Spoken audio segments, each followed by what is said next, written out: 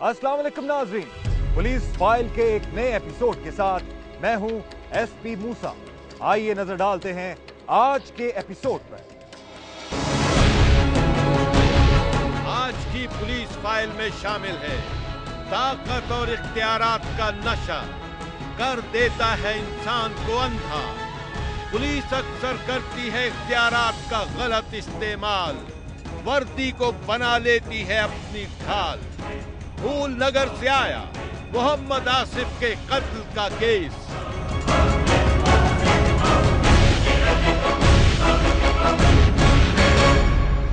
मैं जब भी घर आता हूँ मेरा सामना तुमसे कम और दानिश से ज्यादा होता है। क्या कह रहे हो? बीवी पर शक करने की वजह से रहने लगा परेशान। जिंदगी बन गई एक इम्तिहान।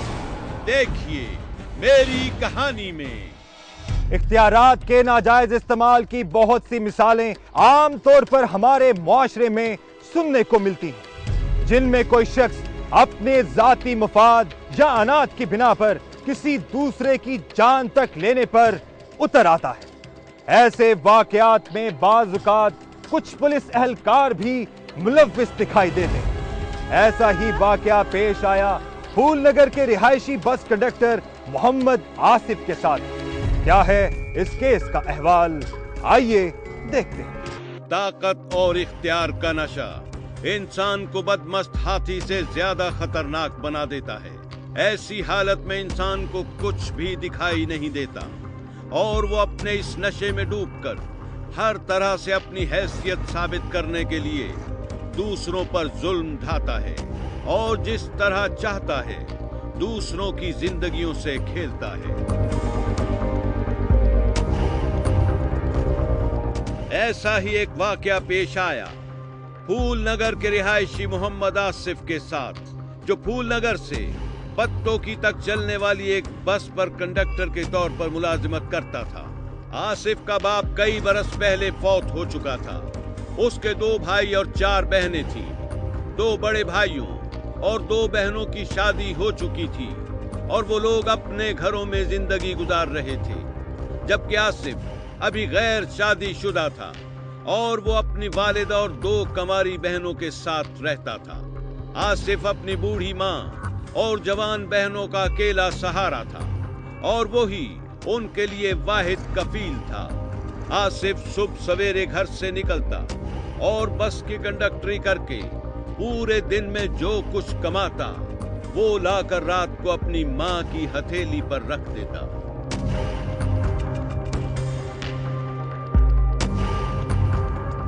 आसिफ की दोस्ती अपने मोहल्ले के लड़कों से बहुत महदूद हद तक थी और मेहनत मजदूरी के सिवा वो किसी और तरफ ध्यान भी कम ही देता था, क्योंकि उसे अपनी सर पर पड़ी हुई जिम्मेदारियों का एहसास था और उसकी ख्वाहिश थी कि वो अपनी इन जिम्मेदारियों को सही तरीके से पूरा करे।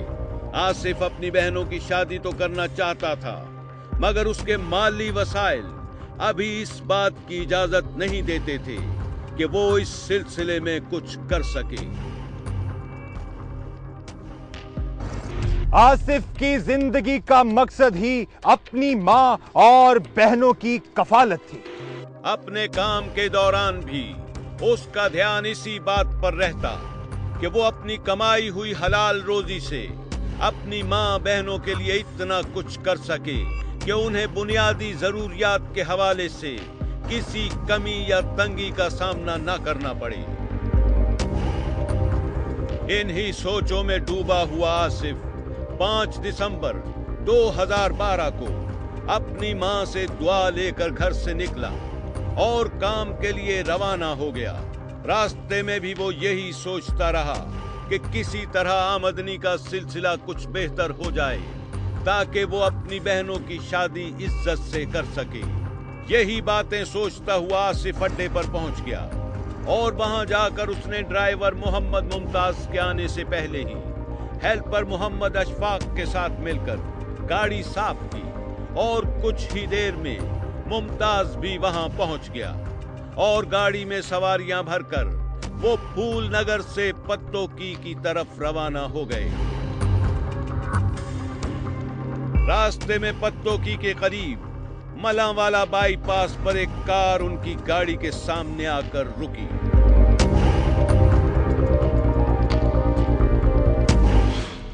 आसिफ और उसके साथियों की गाड़ी को रोकने वाली कार में सिटी थाना फूलनगर का एसएचओ अता मुस्तफा और उसके साथी सवार थे। सब इंस्पेक्टर अता मुस्तफा और उसके साथियों शफकत कांस्टेबल, तारिक कांस्टेबल, साबिक पुलिस मुलाजिम रहमत अली और 2 दीगर नामालूम अफराद ने कार से उतरकर आसिफ, मुमताज और अशफाक को उनकी गाड़ी से निकलने के लिए कहा तो उन लोगों ने वजह पूछी, जिस पर अता मुस्तफा और उसके साथियों ने असलहे के जोर पर उन लोगों को जबरदस्ती गाड़ी से नीचे उतार लिया और अपने साथ सदर थाना पत्तों की ले गए। ਅਸੀਂ ਸਵੇਰ ਗੱਡੀ ਇਥੋਂ ਭਰੀ ਏ, ਅਸੀਂ ਜਾ ਰਹੇ ਹਾਂ ਪੱਤੋਂ ਨੂੰ। ਪੱਤੋਂ ਵੀ ਮੱਲਾਂ ਵਾਲੇ ਬਾਈਪਾਸ ਤੇ ਪੜੇ ਅਸੀਂ, ਉੱਥੇ ਸਾਨੂੰ ਪੁਲਿਸ ਵਾਲਿਆਂ ਗੱਡੀਆਂ ਡੱਕ ਲੀਆਂ ਨੇ, ਉਹਨਾਂ ਸਾਨੂੰ ਫੜ ਲਿਆ, ਫੜ ਕੇ ਥਾਣੇ ਲੈ गए ने। आसिफ और उसके साथियों के साथ थाने पहुंचकर क्या हुआ ये हम आपको बताएंगे एक ब्रेक के बाद। ब्रेक के बाद देखिए, आसिफ पर तशद्दुद हुआ पूरी रात। पुलिस ने न सुनी उसकी कोई बात, मुसलसल तशद्दुद से जान गंवा दी। पुलिस ने आसिफ की लाश भी छुपा दी। फूलनगर से आया मोहम्मद आसिफ के कत्ल का केस और प्रोग्राम में आगे शामिल है बीवी पर शक करने की वजह से रहने लगा परेशान, जिंदगी बन गई एक इम्तिहान। देखिए मेरी कहानी में।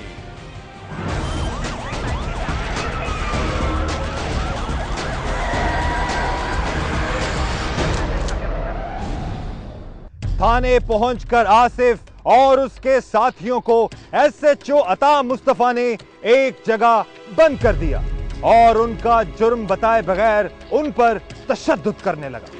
थाने पहुंचकर अता मुस्तफा ने उन तीनों को एक जगह बंद कर दिया और उन पर तशद्दुद करना शुरू कर दिया। वो लोग मुसलसल मिन्नत समाजत करते रहे और कहते रहे कि वो बेगुनाह हैं और उन्होंने कोई भी जुर्म नहीं किया, मगर अता मुस्तफा उन पर जुल्म करता रहा।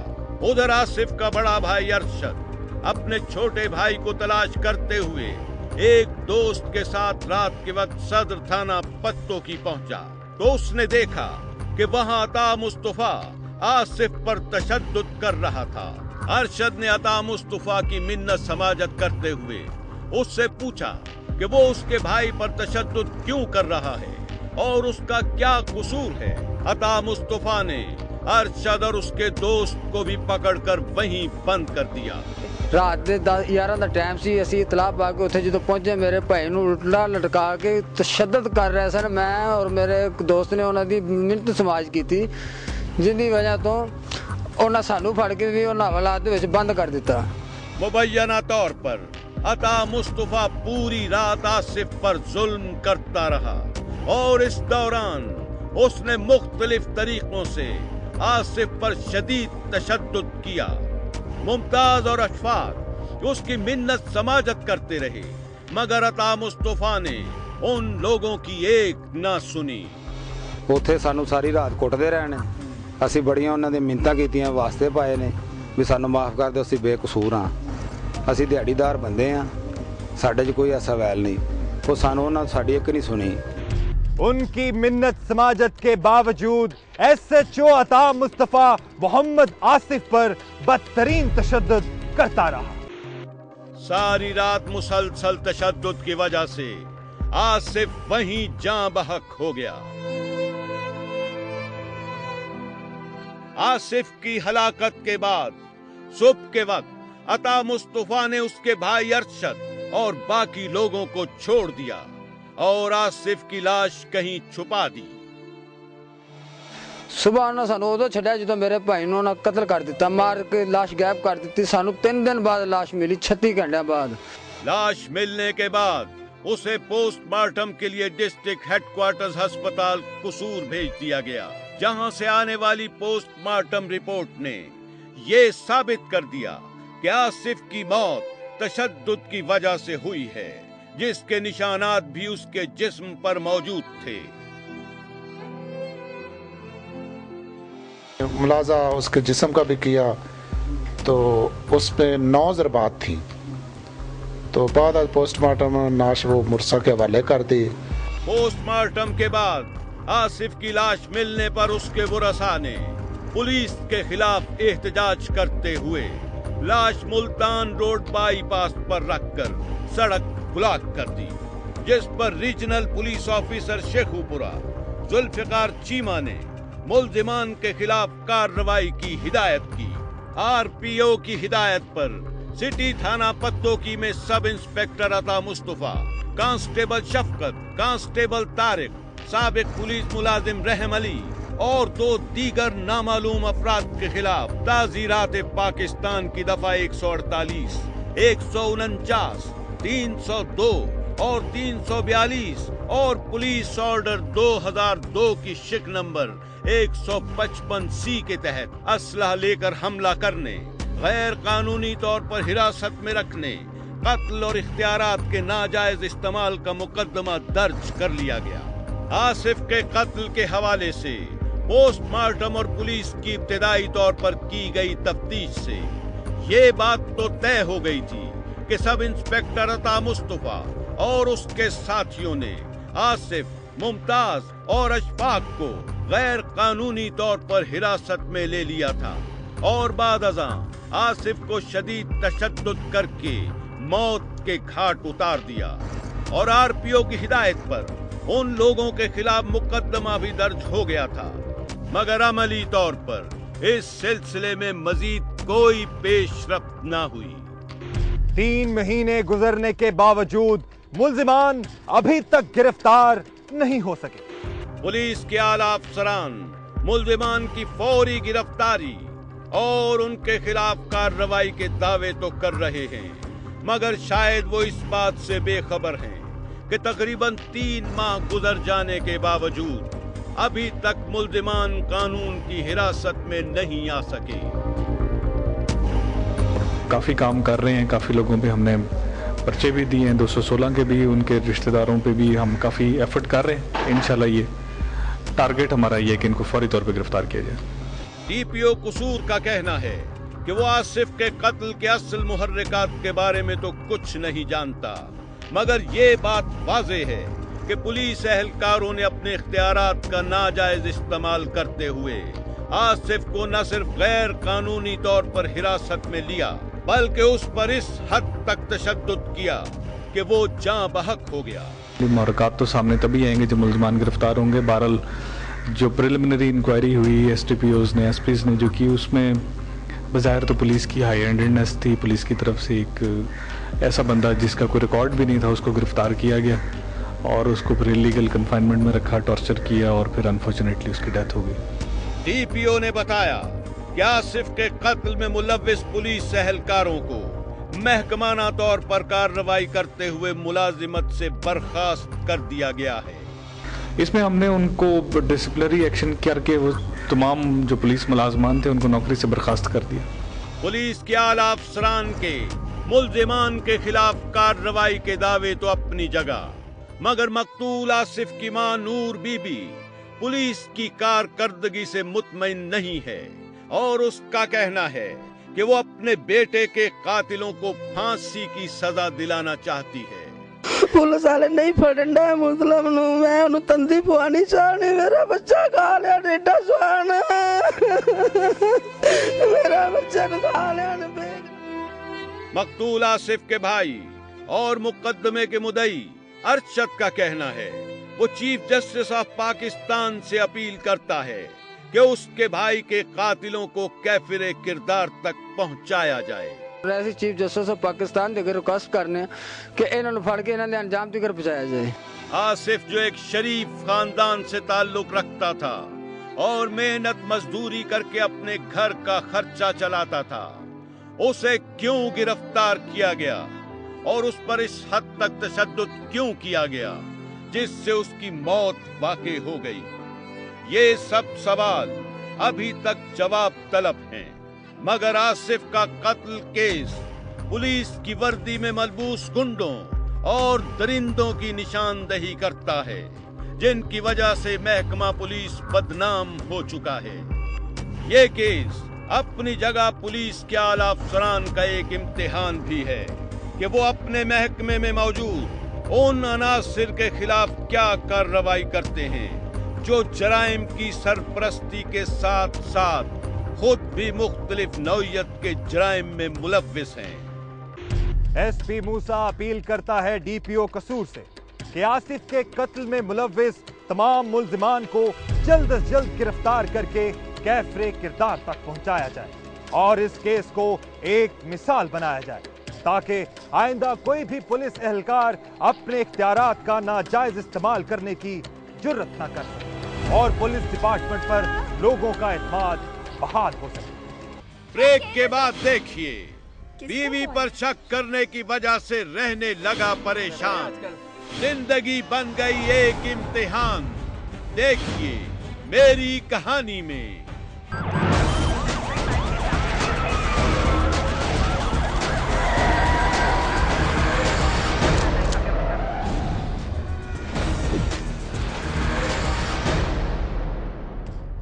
शक का भूत जब इंसान के जहन पर सवार हो जाए तो फिर उसे कुछ दिखाई नहीं देता, चाहे वो दोस्ती हो या मोहब्बत। आइए देखते हैं एक ऐसे ही बदनसीब शख्स की कहानी जिसकी बेयकीनी और शक ने उसको बर्बाद कर दिया। मेरा नाम रेहान है। दानिश मेरा बचपन का दोस्त था। हम एक ही क्लास में पढ़ते थे और नर्सरी से लेकर एमए तक हम क्लास फेलो रहे। एमए में हमारी दोस्ती के दरमियान कोमल आ गई, जो पहले तो हम दोनों की दोस्त थी, लेकिन फिर मुझे अचानक उससे मोहब्बत हो गई।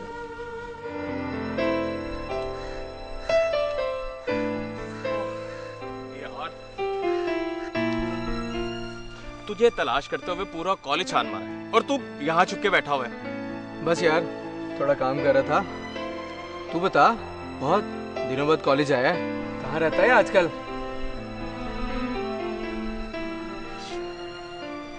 ये तो मुझे भी नहीं पता कि मैं कहाँ रहता हूँ आजकल। ओ भाई, किस चक्कर में है? कोमल के चक्कर। क्या हुआ, कोई मसला है? नहीं, कोई मसला नहीं। वैसे ये कब से चल रहा है सब कुछ? यार थोड़े दिन हुए हैं। तू मुझे अब बता रहा है और उसने भी मुझे नहीं बताया। तो इसमें सीरियस होने वाली कौन सी बात है? नहीं नहीं, ऐसी कोई बात नहीं है। वैसे लड़की अच्छी है। मेरा ख्याल है अब तुम दोनों को शादी कर लेनी चाहिए। वही तो करने जा रहा हूँ। उसके माँ बाप से बात हो गई है, कल अम्मी अब्बू उसे देखने जा रहे हैं। ठीक है, अच्छा है, तुम्हारी शादी हो जाए। कम से कम तुम दोनों को अलग अलग तो नहीं मिलना पड़ेगा। इकट्ठे मिल लेना बाबा, लेकिन अभी चलो, मुझे शॉपिंग करनी है। उठ उठ यार, सारी उम्र पढ़ना ही है तूने। उठ उठ ना। चल।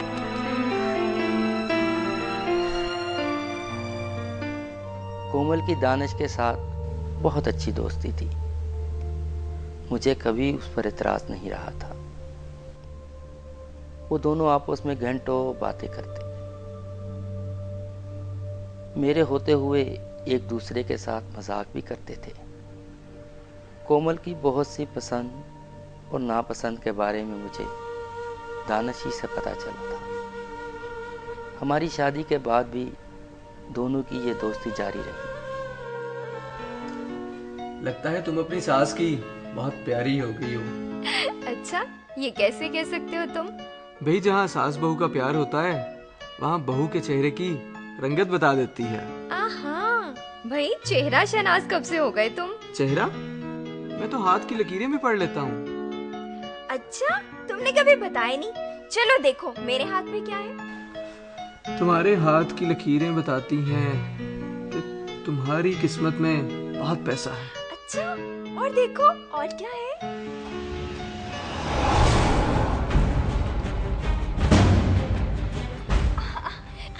रेहान, देखो दानिश मेरा हाथ देख रहा था। इसने कभी बताया नहीं कि इसको हाथ देखना भी आता है। तुम कब आए? मैं बस यही 1 घंटा पहले। क्यों, क्या हुआ? मेरे ख्याल में तुम्हें पहले ऑफिस आना चाहिए था। सॉरी यार, मैं ऑफिस में बहुत बोर हो जाता हूँ। वहां तुम बात ही नहीं करते, सारा वक्त अपने कामों में बिजी रहते हो। तो मैंने सोचा कि आज घर जाके कोमल से गप मारता हूँ।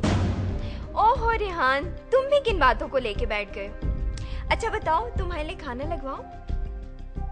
नहीं, मूड नहीं है मेरा। अच्छा दानिश बताओ, और देखो। हाँ भाई, और बहुत कुछ है तुम्हारे हाथ में, अब क्या क्या बताऊं। मुझे पता नहीं क्या होता जा रहा था। उन दोनों की दोस्ती और लड़ाइयाँ जो मुझे शादी से पहले अच्छी लगती थी, अब बुरी लगनी शुरू हो गई थी। दानिश जब भी घर आता मेरा खून खोलने लगता, और अगर वो घर ना आता तो कोमल उसे फोन पर बातें करती रहती। 1-2 दफा मैंने देखा भी, लेकिन मैं दोनों से कुछ ना कह सका और अंदर ही अंदर सूरत हाल पर घुटता रहा। एक दिन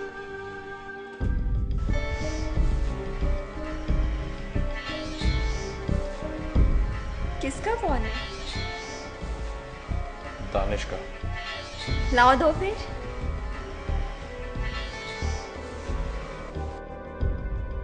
अस्सलाम वालेकुम।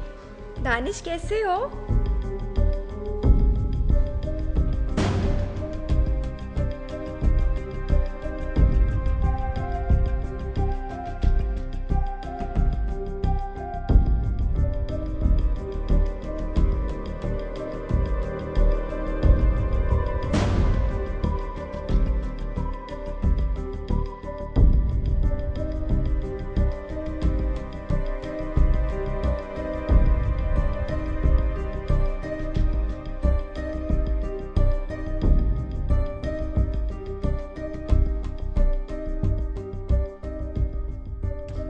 कोमल और दानिश की दोस्ती लगने लगी रेहान को बुरी। क्या होगा इस दोस्ती का अंजाम? क्या रेहान इस रिश्ते को समझ पाएगा, या कोमल और दानिश कोई नया रिश्ता बना लेंगे? ये हम आपको दिखाएंगे एक ब्रेक के बाद। ब्रेक के बाद देखिए, बीवी पर शक करने की वजह से रहने लगा परेशान, जिंदगी बन गई एक इम्तिहान। देखिए मेरी कहानी में। मैं उन दोनों को जान से मार दूंगा।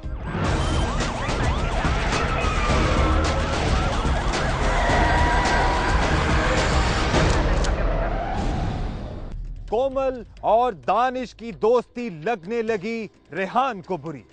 क्या होगा इस दोस्ती का अंजाम? आइए देखते हैं।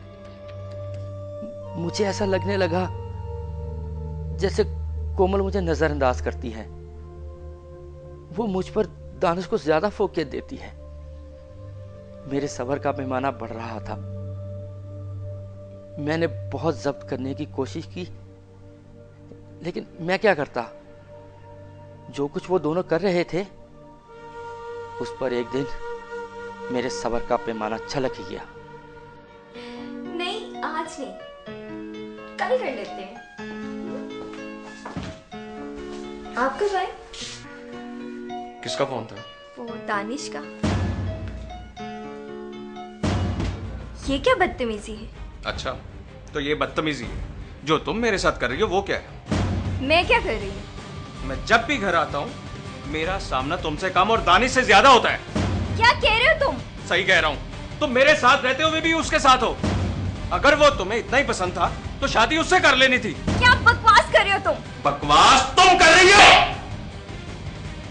मुझ पे हाथ, शक किया मुझ पे? हाँ हाँ, मैंने तुम पे हाथ उठाया, जो मुझे बहुत पहले उठा देना चाहिए था। मैं अब तुम्हारे साथ 1 मिनट नहीं रहूंगी। जा रही हूँ मैं यहाँ से। जाओ जाओ और अय्याशी करो अपने यार के साथ। Shame on you।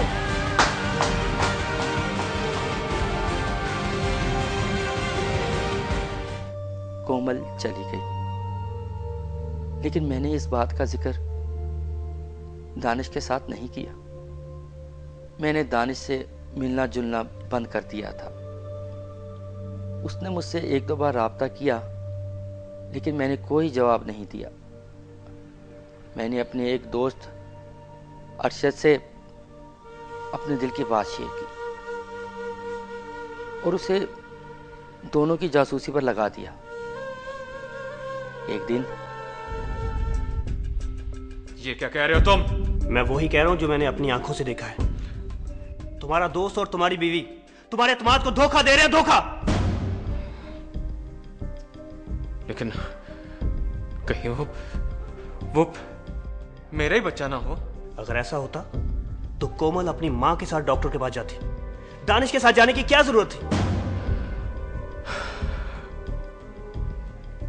मैं उन दोनों को जान से मार दूंगा।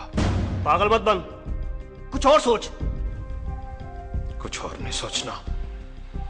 मैं उन दोनों को इस बात का मजा चखा के रहूंगा। अगर ऐसा ही करना है तो फिर ऐसा मंसूबा बना कि दोनों मर भी जाएं और किसी को कानो कान खबर भी ना हो। नहीं, मैं उन दोनों को अपने हाथों से मार के इबरत का निशान बना दूंगा। जज्बाती मत हो, मैं बताता हूं तुझे करना क्या है।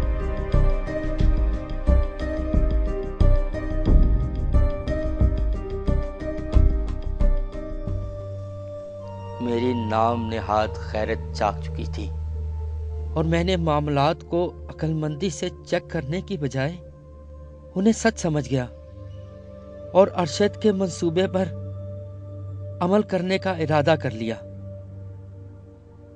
मंसूबे के पहले मरहले पर अमल करते हुए मैं कोमल के पास गया और उसे राजी किया और उससे माफी मांगी। वो मेरी बातों में आ गई और मेरे साथ आने को तैयार हो गई, लेकिन मैं उसे घर लाने की बजाय अपने दूसरे घर ले गया।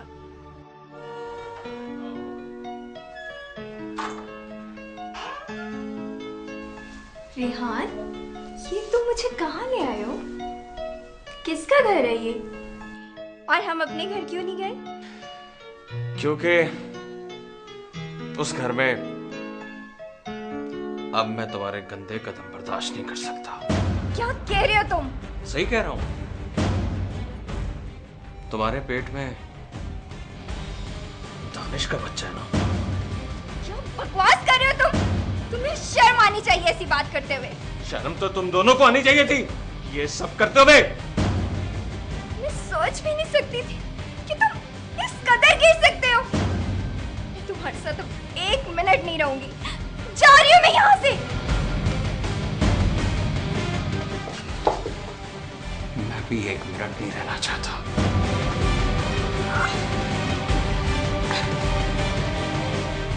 बेयकीनी और शक में फंसे रेहान की कहानी ने आगे क्या रुख इख्तियार किया, ये हम आपको दिखाएंगे एक ब्रेक के बाद।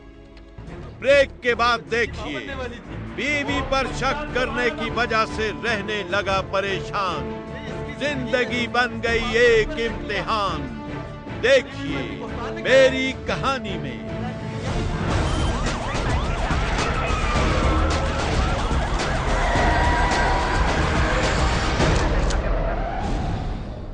बेयकीनी और शक में फंसे रेहान की कहानी ने आगे क्या रुख इख्तियार किया, आइए देखते हैं। तुम्हारे पेट में दानिश का बच्चा है ना। क्या बकवास कर रहे हो तुम?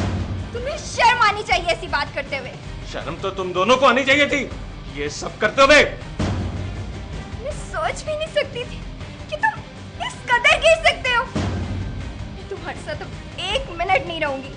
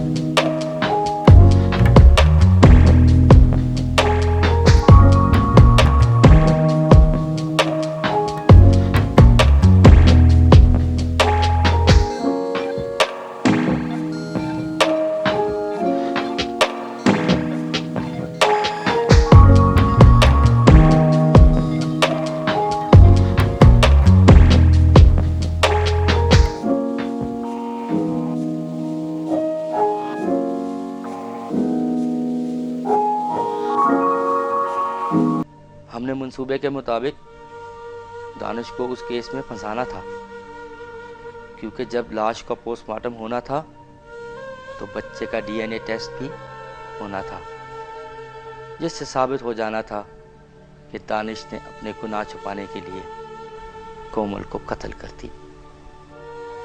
पुलिस भी वहां पहुंचने वाली थी। ये क्या हुआ है? कोमल को क्या हुआ? तुमने मार दिया इसे? मैंने कसम खुदा के मैंने कुछ नहीं किया। मुझे तो किसी ने फोन करके बुलाया था। तुमने मेरी कोमल को मार दिया? तुम दोस्त के रूप में? मेरा यकीन करो, ये जरूर किसी की चाल है। चाल है किसी की? चाल है ये किसी की? तुम दोनों जो करते फिरते थे ना, ये उसी का अंजाम है। मैंने कुछ नहीं किया और ना पहले कुछ था। झूठ बोलते हो तुम, बकवास करते हो। मैं क्यों झूठ बोलूंगा? और ये तो तुम्हारे बच्चे की मां बनने वाली थी। वो बच्चा तुम्हारा था। तूने इसकी जिंदगी में तो इसकी पाकबाजी पर शक किया, पर अब मरी हुई पर भी बहतान लगा रहा है। तू इतना घटिया और गिरा हुआ हो सकता है? घटिया तुम हो।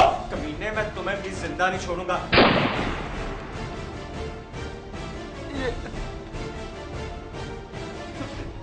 क्या किया?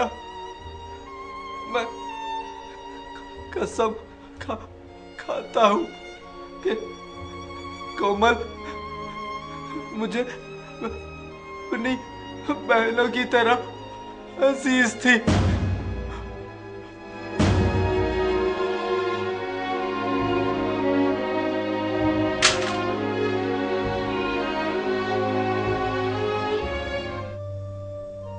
मैंने जज्बाती होकर सारा मंसूबा खराब कर लिया।